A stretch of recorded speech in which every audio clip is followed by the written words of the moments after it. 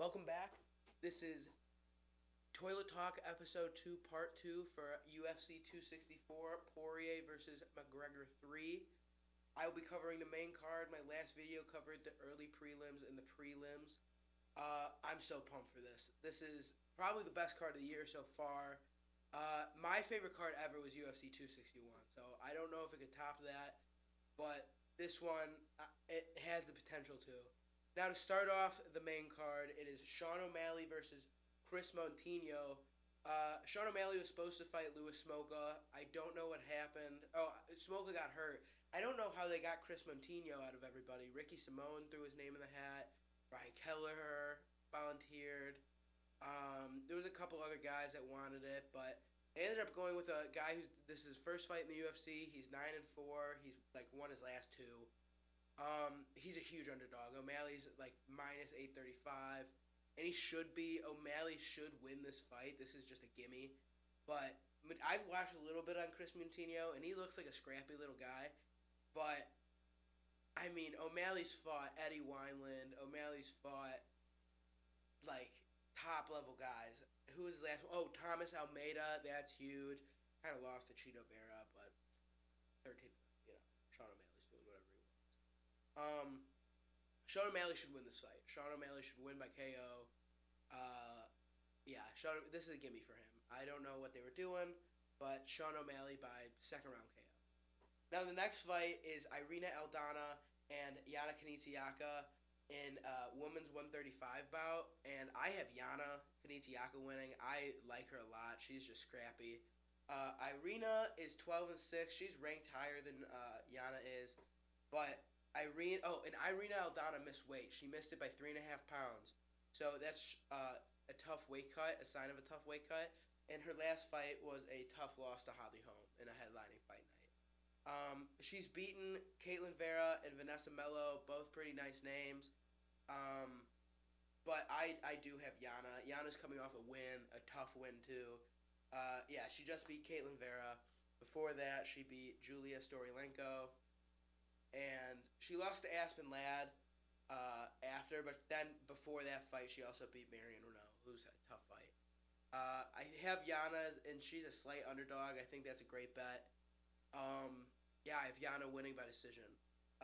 The third to last fight on this card is Tai Tuivasa versus Greg Hardy. They just threw two just banging heavyweights together. Neither have good groundwork. DC came out yesterday and said Tai can't wrestle when he's been working with him, like making fun of him. But Ty's coming off a nice win over Steven Struve on the Khabib Gaethje card, and he just knocked out Harry Hunsucker as a late replacement. That was also kind of a gimme, but it was a good fight. Greg Hardy's coming off a loss to Marcin Tybura, and Tybura's been on the way up. He's been rising. But Greg Hardy also horrible on the ground. But before Marcin Tybura, he had two nice wins over Maurice Green and Jorgen De Castro. I have Tai Tuivasa in this fight. I think Ty's just better martial artist overall. He has been in there more. I think Greg might be the bigger opponent, but Greg's 7-3, Ty's 12-3. Ty has way more experience. Ty has fought big names. He's fought JDS. He lost, but he's been there, done that. Greg Hardy's kind of still coming up and new. And I have Tai Tuivasa by knockout at some point. And then the co-main. The co-main is so fun. It is two NMF nicest mother effers in the UFC. Gilbert Burns versus Stephen Wonderboy Thompson in the welterweight division. I have Stephen Wonderboy Thompson winning. I love Gilbert. I think Gilbert beats 99% of people in this division. Gilbert's ground game is second to none.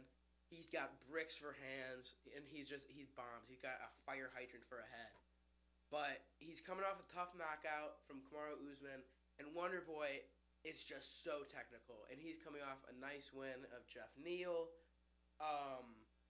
Yeah, and I think Wonderboy wins this just because Gilbert gets him to the ground, Steven's pretty much screwed. But the thing is, Wonderboy is just so hard to take down. Like, he's notoriously so hard to get down. And he's just so good with his distance and timing and his kicks. And if he could keep it on the outside and just touch Gilbert, he can knock Gilbert out. And if he does it in spectacular fashion, Stephen Wonderboy Thompson is probably going to get the title shot over Colby. But I don't know. Kamaru just really doesn't want to fight Colby, and I don't know. I don't like Colby. I would like to see Wonderboy versus Usman.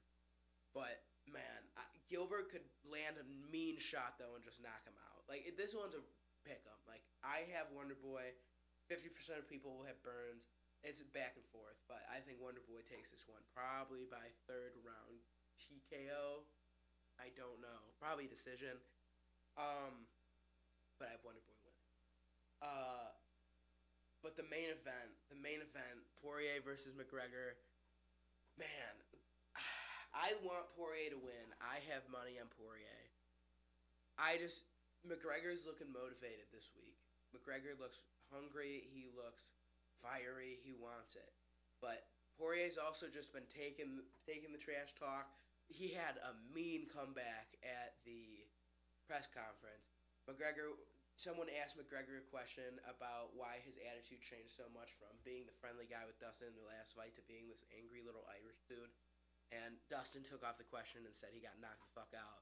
And instead of McGregor Fast, which is his workout program, he is McGregor Sleep. Like, he is giving it back to him pretty good.